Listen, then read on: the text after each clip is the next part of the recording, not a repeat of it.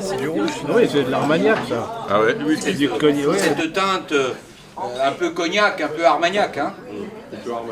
Voilà. Alors, je pense que vous l'avez tous passé au nez. Au nez, vous avez énormément d'éléments aromatiques. Hein. Alors, pour moi, il y a un dominant et il y a tout de suite derrière pas mal de choses. Quel parfum. Et ça te monte jusqu'au cerveau. Alors, je vais vous dire.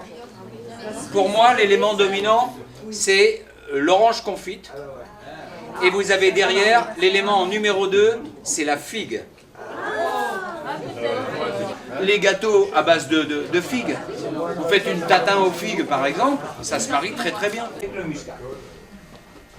Alors, bien que la mode ne soit pas au vin sec très aromatique, le muscat séduit par l'exotisme de ses arômes et voit les surfaces progresser régulièrement de 3000 hectares de muscat en France en 1968 à plus de 7300 hectares en 2006. Les raisins et les vinifie, il va produire du vin sec.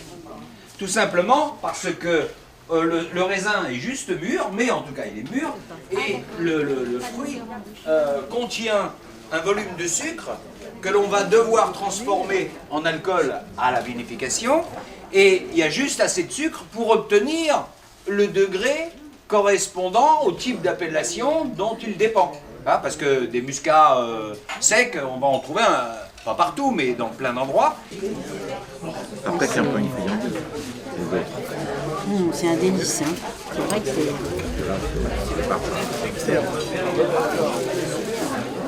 Le terroir Berenbeck de Turckheim, comme son nom l'indique, c'est situé à Turckheim.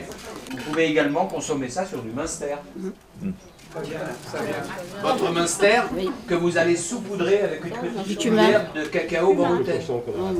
D'un potentiel de 16,4 degrés. Potentiel sucre qui va nous donner... Vous vous souvenez comment on calcule un degré d'alcool? Combien faut de sucre pour un degré d'alcool? Alors, il y a plusieurs raisons. La première des raisons, c'est que on est sur un millésime 2010. On est sur un... Ça sent le bonbon au miel. Non, parce que j'allais dire que ça sent le miel du... C'est que miel de sapin, voilà, le bonbon. 100% naturel, ça veut dire qu'au départ, on avait un taux de sucre très important.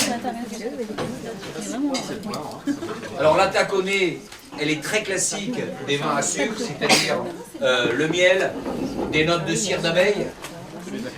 Vous allez retrouver pas mal de fruits exotiques, le côté un peu mentholé du bonbon des Vosges, vous avez raison, le côté un peu alpage. C'est miellé, là.